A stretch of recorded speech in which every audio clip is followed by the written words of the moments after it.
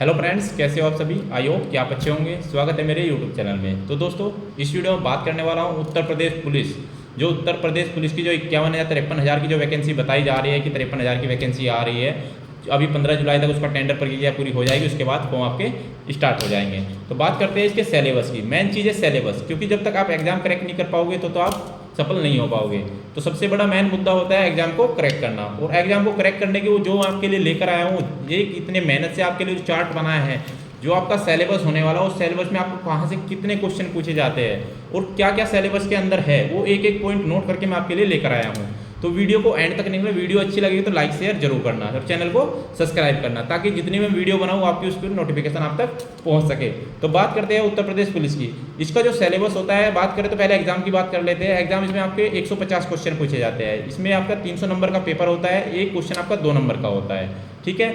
इसमें आपके जो 150 क्वेश्चन होते हैं उसमें सबसे बात करें तो हिंदी के 38 क्वेश्चन होते हैं। ठीक है। जीके की बात करते हैं, इसमें भी आपके 38 क्वेश्चन होते हैं। रीजनिंग की बात करें 37 क्वेश्चन होते हैं। और आपके मैथ्स में भी आपके 37 क्वेश्चन होते हैं। टोटल मिला के 150 क्वेश्चन हो जाते हैं। उसके बाद टोटल 300 मार्क्स का पेपर होता है। उसके बाद कहते हैं सिलेबस में कहाँ से क्या पूछा जाता है। हिंदी में सिलेबस में क्या है, जीके के सिलेबस में क्या है, रीजनिंग में क्या है, मैथ में क्या है, वो सारी जानकारी मैं अपनी इस वीडियो में देने वाला हूँ। तो वीडियो को एंड तक देखना। सबसे पहले बात करता हूँ हिंदी की बात करते हैं। आइए देखते हैं।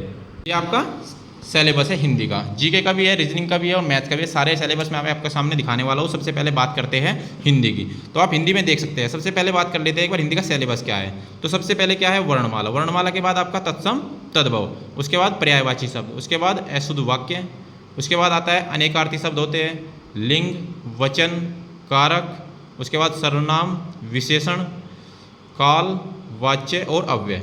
ये आपके इंपॉर्टेंट होने वाले हैं। इसके बाद बात करते हैं उपसर्ग, प्रत्यय और संधि। ठीक है। समास विग्रह हो गया, आपका मुहावरे हो गए। उसके बाद आपका आता है अपठित गद्यांश, उसके बाद छंद, रस, अलंकार और लेखक एवं रचना। ये आपका सारा हिंदी का सिलेबस हो गया। अब इसमें कहाँ से कितने क्वेश्चन आपको पेपर में देखने को मिल सकते हैं उसकी बात करते हैं। सबसे पहले बात करते हैं वर्णमाला की। वर्णमाला की बात करें तो आपको 2 से 3 क्वेश्चन आपको वर्णमाला से देखने को मिल सकते हैं, 2 से 3 क्वेश्चन। उसके बाद तत्सम तद्भव, आपको 1 या 2 क्वेश्चन आपको तत्सम व तद्भव से भी आपको देखने को मिल सकता है। उसके बाद कहते हैं पर्यायवाची और विलोम। गारंटी के साथ कह रहा हूँ, कम से कम 3 से 4 क्वेश्चन पर्यायवाची और विलोम के आपको पेपर में 100% मिलेंगे। ठीक है। अशुद्ध वाक्य की बात करते हैं, 1 क्वेश्चन 100% आ सकता है। अनेकार्थी शब्द भी आपका 1 क्वेश्चन मान के चलो यहाँ से। ठीक है। और लिंग, वचन और कारक, यहाँ से कम 3 क्वेश्चन 100% आपको एग्जाम में देखने को मिल सकते हैं। इसके बाद बात करते हैं सर्वनाम विशेषण। 1 से 2 क्वेश्चन सर्वनाम विशेषण से भी आपका पूछा जाता है। ठीक है। उसके बाद बात करते हैं काल, वाच्य और अव्यय। यहाँ से 3 से क्वेश्चन 4, लगभग 3 से 4 क्वेश्चन आपको यहाँ से भी देखने को मिल सकते हैं। और जो सबसे टिपिकल जो होता है संधि, यहाँ से क्वेश्चन जरूर पूछा जाता है। प्रत्यय और उपसर्ग, तीनों को मिला के बात करें तो संधि, प्रत्यय, उपसर्ग कम से कम 4 से 5 क्वेश्चन आपको इनके अंदर से भी आपको देखने को मिल सकते हैं। समास विग्रह की बात करें तो 1 या 2 क्वेश्चन आपका हो सकता है एग्जाम में। मुहावरे की बात करें 2 से 3 मुहावरे या लोकोक्ति आपसे पूछी जा सकती है। इसके बाद बात करते हैं अपठित गद्यांश। अपठित गद्यांश की बात करें तो इसमें आपका 3 क्वेश्चन पूछे जाते हैं या 4 भी हो जाते हैं। ठीक है। 3 से 4 क्वेश्चन आएंगे, आपको एक पैराग्राफ दे दिया जाएगा, उसके ही आपके आंसर निकालने होंगे। इसके बाद बात करते हैं रस, छंद, अलंकार। यहाँ से भी आपके 3 से 4 क्वेश्चन होंगे। और लेखक रचनाएं, कम से कम 4 से 5 क्वेश्चन आपको लेखक और रचनाएं से भी देखने को मिल सकती है। टोटल बात करें तो ये सारे क्वेश्चन अगर इनको जोड़ दिया जाए तो 38 के आसपास ही बैठेंगे। हो सकता है कि 2 आगे पीछे भी हो जाता है। ठीक है। ये आपके हिंदी का पूरा सिलेबस हो गया। इनमें जो मेन है आपका रस, छंद, अलंकार, इसको तैयार कर ले अपना। उसके बाद अपठित गद्यांश तो पेपर में आएगा, ये नहीं पता क्या आ जाए। उसके बाद मुहावरे, उपसर्ग, प्रत्यय, संधि एक यहाँ से, काल, वाच्य एक ये, सर्वनाम 100% आएगा, लिंग, वचन, कारक ये सारे जितने भी आपके सारे इंपॉर्टेंट हैं। यहाँ इनको तैयार कर ले आप। हिंदी में 38 में से हो सकता है 32 प्लस करके आए। ठीक है। उसके बाद बात करते हैं जीके की। जीके की बात कर लेते हैं। जीके में सबसे जो मेन पॉइंट होगा वो मैं आपको बताऊंगा। ठीक है। जो 3 सब्जेक्ट बताऊंगा, अगर आप उसको भी फॉलो करोगे ना तो भी आप जीके में आराम से पास हो जाएंगे। सबसे पहले बात करते हैं पुस्तक व लेखक। यहाँ से क्वेश्चन देखने को पेपर में आपको मिल सकता है, पुस्तक व लेखक। ठीक है। हो सकता है 1 या 2 क्वेश्चन आपको यहाँ से देखने को मिल जाए, 1 या 2 क्वेश्चन। उसके बाद बात करते हैं भूगोल। भूगोल की बात करते हैं तो भूगोल में भी आपको 1 से 2 क्वेश्चन आपको देखने को मिल सकता है। लेकिन नंबर 3 की बात करते हैं तो इतिहास। इतिहास के बारे में कह सकते हैं कम से कम 2 क्वेश्चन आपको, ये 3 क्वेश्चन आपसे देखने को मिल सकते हैं। और सबसे जो मेन इंपॉर्टेंट आपका जो हो गया है आज के टाइम में, भारतीय संविधान। भारतीय संविधान इतना इंपॉर्टेंट है, अगर आप इसको तैयार कर लेंगे आपको कम से कम 4 से 5 क्वेश्चन भारतीय संविधान से आपको देखने को मिल सकते हैं। ठीक है, उसके बाद सामान्य ज्ञान से बात करें तो 1 या 2 क्वेश्चन होगा। मुद्रा से भी आपका 1 या 2 क्वेश्चन होगा, देखने को मिलेगा। जनसंख्या और दिवस, ये भी आपको 2 से 3 क्वेश्चन आपको एग्जाम में देखने को मिल सकते हैं। पड़ोसी देश की बात करें तो 1 या 2 क्वेश्चन हो सकता है। मुद्रा भी आपका 1 या 2 क्वेश्चन हो सकता है। उसके बाद करते हैं यूपी जीके, सबसे स्पेशल होने वाला है यूपी एग्जाम के लिए। यूपी जीके में आपके जो क्वेश्चन पूछे जाते हैं कम से कम 5 से 6 क्वेश्चन 100% पूछे जाते हैं। ठीक है, जीएसटी हो सकता है 1 या 2 क्वेश्चन, और कृषि 1 या 2 क्वेश्चन। और सबसे मेन जो फैक्ट आज के टाइम में चल रहा है, करंट से इतने क्वेश्चन पूछे जाने वाले हैं जितने भी एग्जाम होते हैं, तो करंट ही ये मान लो कि आज के टाइम में पेपर में करंट ही आपको देखने को मिलती है। कम से कम 5 से 7 क्वेश्चन करंट के भी आपको पेपर में देखने को मिल सकते हैं। तो अगर इन 3 सब्जेक्ट को, सबसे पहली बात करता हूँ कौन सा, भारतीय संविधान, सबसे मेन टॉपिक भारतीय संविधान। दूसरे टॉपिक की बात करें यूपी जीके, और तीसरे की बात करें करंट अफेयर्स। अगर आप इन 3 पे अपना जोर लगा दोगे ना तो आप फिर भी क्वालिफाई पेपर को कर जाओगे। और 20 से 22 क्वेश्चन इन्हीं के अंदर से आपको देखने को मिलेंगे 3 सब्जेक्ट के। ठीक है, उसके बाद बात करते हैं आपकी रीजनिंग की। रीजनिंग में 3 सब्जेक्ट जो है आपके मैथ के है।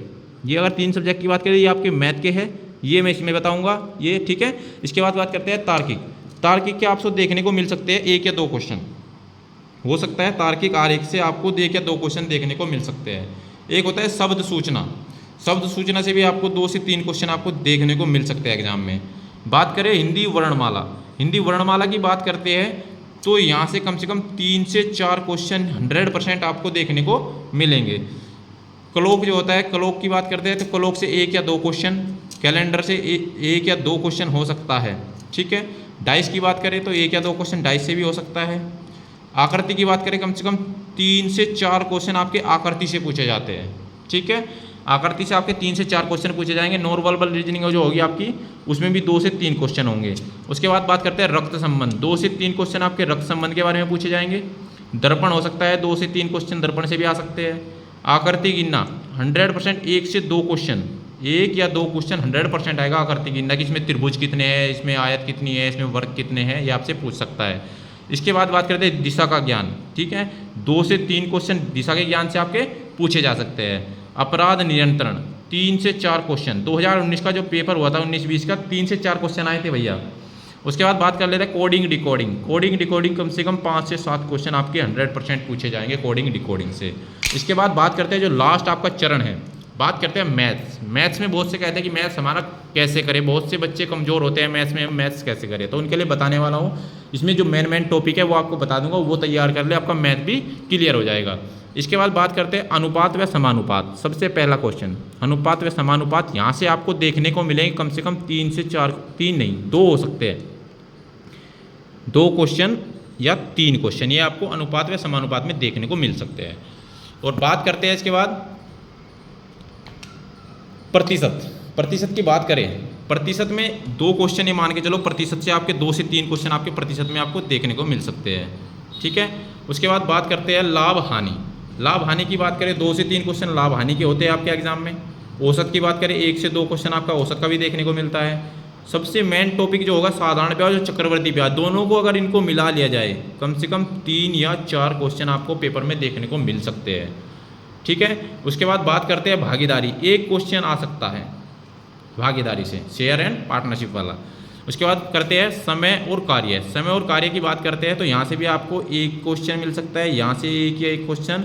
समय और दूरी से आपके 2 से 3 क्वेश्चन 100%। एक इसमें समय और दूरी में नाव वाला भी आ जाता है, नाव चली दूरी। ठीक है, उसके बाद बात करते हैं दशमलव। दशमलव में 2 से 3 क्वेश्चन। संख्या पत्ती में भी आपके 2 से 3 क्वेश्चन। अब आता है सरलीकरण। सरलीकरण में भी आपके 2 से 3 क्वेश्चन हो सकते हैं। और ग्राफ और सारणी से 3 से 4 क्वेश्चन हो सकते हैं अगर ग्राफ इस बार आ गया।